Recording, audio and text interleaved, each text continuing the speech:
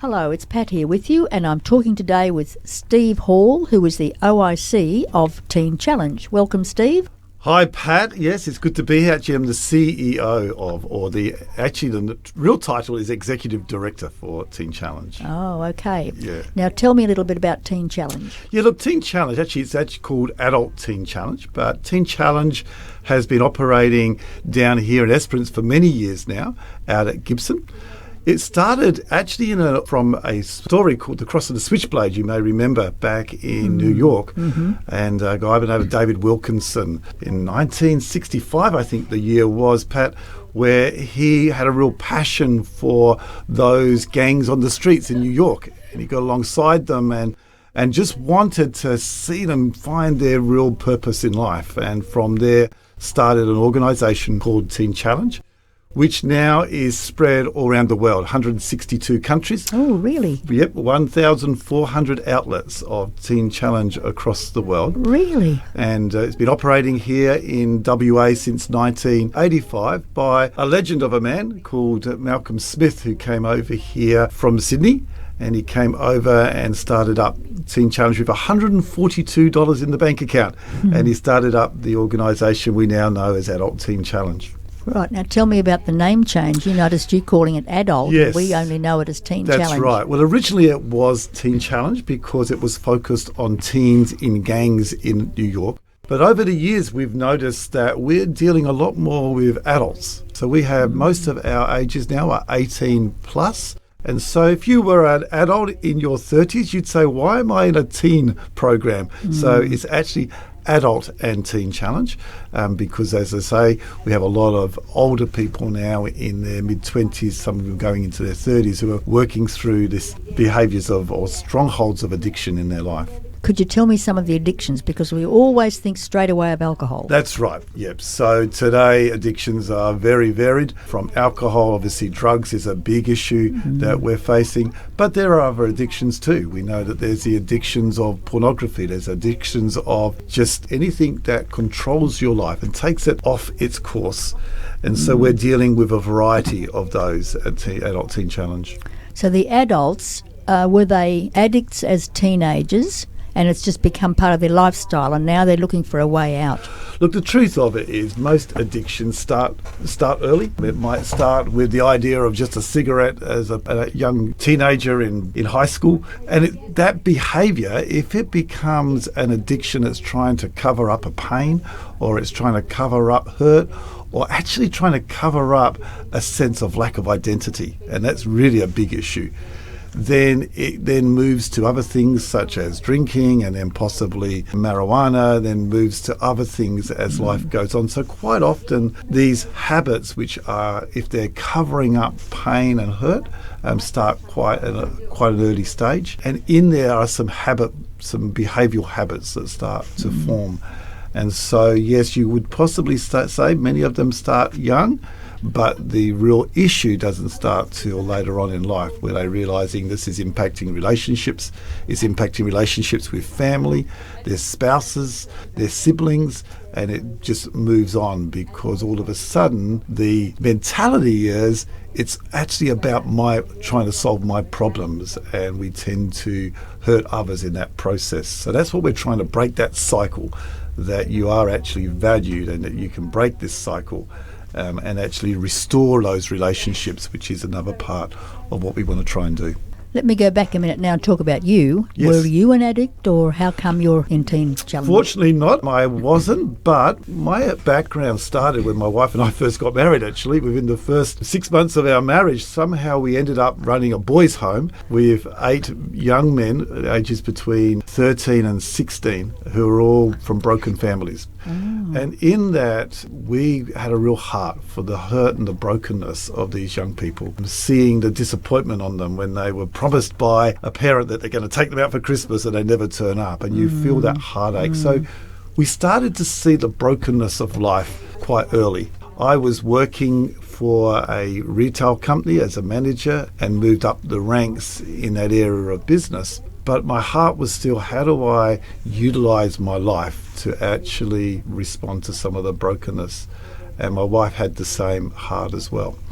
From there, we actually stepped out and worked for an organisation called Youth for Christ, where I helped develop a high school program in Youth for Christ, where we visited every principal in the metropolitan area of Perth and interviewed them. And that was quite amazing for me. I remember the team would say, "Steve, the lights are on, but no one's home," because I was struggling because I am a believer and because of my faith, I was trying to work out, where does my understanding of God fit into this brokenness? And if there is a God, and if God has come for the hurting and for the broken, and I believe he has, how does this all fit in? So we developed a lot of really good programs in our schools that were speaking to students and parents about that whole area of how do we help them, support them in this time of brokenness and healing.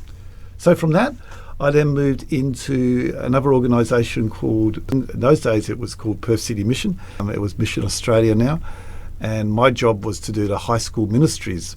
But the big thing for me was, how do I actually link all the community services together in a local area to respond to the brokenness of those communities? So we ran high school seminars and actually linked churches and community groups, and didn't matter what background or faith or what stance they came from, everyone's got the same heart to say, how do we help those that are broken and how do we unite them together? So I set that up and enjoyed that for some time. And then from there I became a youth pastor for a long period, and from being a youth pastor I then took on being a pastor of a local church up in Kalamunda in the hills of Perth. Now, going back a moment to the challenge you had, when you said you first of all you had some children in your home, yes, then you've moved on through that to Youth for Christ. So the program you wrote for the schools, are they still in operation? They were for some time. I believe they've changed now. They've got different programs now, so it was some time ago now. It was called SKIP, was the program we developed, which was School and Community Involvement Program. It has changed over the years. I think they've now developed other areas of, because the environment's changed, the schools have changed, so many things have changed. That was going back a fair few years now, back to about 1994 it was in those times. So it's a fair way back, so things have changed in that time. But there are other activities like that. So as a pastor then in a church, you would have probably people in your church who've had issues in different ways. Most churches have people who've had people. We come out of a broken world. We do. We all know about brokenness one way or another. So as a pastor you would have seen the same thing happening there. Yes. Is that what fitted you for your current role? How come you got into it? Yeah, look, I believe it has. I remember there's a story that I was reminded of early in my piece, and it comes out of the Bible. It's actually a story of a guy called Gideon. And Gideon and the people in that community were all hiding in this cave whilst the enemy was coming and destroying the harvest. And I've always felt very strongly that there's a danger sometimes, especially in the church, where we stay in our four walls while there's a whole harvest field. And looking around Esperance at the moment, the harvest is huge, but the harvest field, and yet there's so much potential in our community that's being destroyed. And so my passion was always, how do we actually, instead of being inward looking, how do we actually use a community called the church to actually be part of a local community? And how do we actually help each other in our brokenness? I got a feeling in my dealings with my own life and with others that some of the best healing of brokenness is when I look outside of myself and help someone else in their brokenness. Absolutely. And it's when I focus inwardly is when I get caught up. But if I could actually somehow turn that outward. There was actually, I don't know if you've heard of another thing I was heavily involved with. It's actually called Asset-Based Community Development, ABCD. And asset-based community development was looking at the idea that came out of Canada, and we were part of helping communities. I went to New Zealand to help this local community work on this. And the idea is that instead of looking at our deficit, let's look at what our assets are. And how can I grow our assets in our communities? So if we did that internally, what have I got to give rather than what is it I need? And if I look at what I have to give, we could turn a community around. And we've seen that happen. And so there was a a soup kitchen in Tasmania that actually did this very thing. They had all these people coming and getting soup and being fed, but the people who ran it thought, in this room here, there are so many skills. What if we were to find out what skills I have in this room? And they found out that some of the people off the streets were great cooks, and some of them wanted to play music, and some of them wanted to serve, and they thought, well, let's get them involved in the soup kitchen. And so some of them formed a little band, and some of them started cooking, and it just brought a whole life, and it actually redeveloped community. So when we actually start to look at what have you got to give, rather than what do you need, what is it that you could do to make a difference to others? Because, Pat, I am convinced that we were made for giving to each other. We weren't made just for ourselves. And when we discover that, we can change a broken life into a life that has purpose and meaning and value once again. Absolutely. While I'm sitting here talking with Steve, you're listening to us on 103.9 Hope FM. And I'm talking with Steve Hall, who is the Executive Officer of Teen and Adult Challenge. And we have a campus at Gibson, I believe, Steve. That's right. Tell me a little about that. How's that going? It's going great. Look, it's fantastic. I love going out there. It's out there in Gibson, 250 acres of land with a nice little crop on there at the moment. That's looking good. But yeah, we have 50 beds out there, and we have people come in from Perth. They will go out to Gibson and they'll stay there. They will have we have an education room, so a lot of our process is about re-educating. And so we have an education site. They do physical activities. There's a beautiful chapel on site. We have mentors that mentor we call them students that come in, and we'll mentor them through the process. They stay there for 12 months. If, again, they can choose to go if they want to, but the program goes for 12 months because we feel that it takes a good 12 months to change some of those behaviours and to actually rediscover the real value of who you are. So when they graduate, say, I guess they graduate after 12 months, what happens then? Because if you've come out of a very broken, controlled lifestyle, you don't just slip into community like nothing happened. That's right. So it is a challenge for all places like us in rehabs. We're all working, how do we best do that? One of our best assets is the local church community. And if we can embrace the local church community, so we have some church communities that will come up and join us from the city. But we do feel that there is a great safe place for our students to actually, because that's the key, it's actually finding a healthy community that helps you keep on growing. Now, again, it's up to the students to do that, but we are constantly looking at ways in which not only we can integrate, and we've got some new ideas we want to try and work on for the future, which are called re-entry housing, but that's something for the future at this stage. But the big thing for us is to help find, first of all, restore your family relationships is one big key for us. But the other thing is discovering a safe community in which you can work in. And also keeping that ongoing relationship is another challenge for us, that they have a place that they can call back and actually connect. And that's why the mentorship program works so well, because it's all about relationship. It's all about building strong relationship based. And I guess that's what makes a place like Teen Challenge a little bit different. We work on, in the church we would call it a discipleship model. It's actually a mentoring model which works on building relationships that are constantly supporting you and talking through, and a safe place to talk through things. And if we can keep that going, that's a good thing as well. I don't know if this is a good question. Statistics can be liars at times, but how would you rate success? It's actually an excellent question, and a question that many of us are asking, because it is a hard thing to rate that. The issue is, and I had one young guy who said to me, and I'll never forget it, it was probably about 6 or 7 months ago now, and he said he'd finished a program, it wasn't with Adult Teen Challenge, it was with another program, and he said, I stood outside a liquor store, and he said, I had $20 in my pocket, and he said, I knew I could go in there and buy a six-pack. But my brain was telling me not to, but my heart was wanting to. And it was like, and there was this tension as he's standing out there going, I could do this and everyone else could do this, but for me, it could lead to other things. And he was free to do it because there's no controls around him. So the question, when you say what is success, for many of the guys and girls that come through, they might be just one decision away from falling back again. So it's a very hard thing to measure that success. They did do it in America. They did do an assessment of students, and this is going back a few years now, but students who left the program and how many after 5 years were still free and still living good lives. And they had it was over 80% of those students were doing that. Again, they're the ones who fulfilled the program. There was another statistic that we looked at out of the Curtin University, did some research on drug and alcohol rehabs, and they were looking at the percentage of people that fulfill the program. Now, a lot of programs are only 30 to 60 days, and they were saying 30% was a good marker of those that fulfilled the program, believing that when they fulfilled the program, obviously they'll be okay. So you can measure that. We actually have a higher percentage than that. We're having about a 60% over the last 7 years who have gone through the program after 4 months that stay on. But our percentage at the end of that might not be so good. So it's a hard thing to measure. How do you measure success?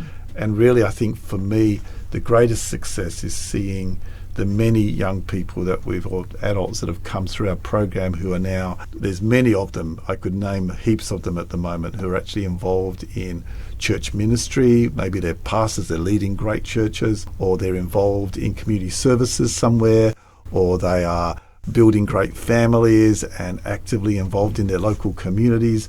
Those are wins for us. And I guess that's what we look at, is they're the wins. And there would be a large percentage of those through Adult Teen Challenge that have done that, but there would also be quite a large, significant percentage that don't. So how do you measure success? Our big success measure really for us is how many fulfill the program and graduate. And then we're just believing that from there, we're still there to support them, but they will then go on to becoming significant in their own community and their own families. I'm talking with Steve Hall, who was the OIC man, or the CEO of... We'll call it the Executive Director. Executive Director, official, yes. I apologise, of Teen and Adult Challenge for WA. And so you're listening to us on 103.9 Hope FM. Steve, I have another question for you. You keep mentioning about the church community being helpful. So is faith an important component here? Look, for us, we believe it is, and we work on that strongly. Now, again, we have many people of different faiths will come through our program, and it's up to them. But we do base all our teaching and our education on biblical or Christian principles. And we use the Bible a lot in looking at the 3 phases that we take them through. So faith is a huge thing, mostly because the greatest challenge our young people, our students have when they come through is that whole area of identity. There's a huge identity crisis, I think, in society, but there's an identity crisis that happens of, well, who am I and am I valued?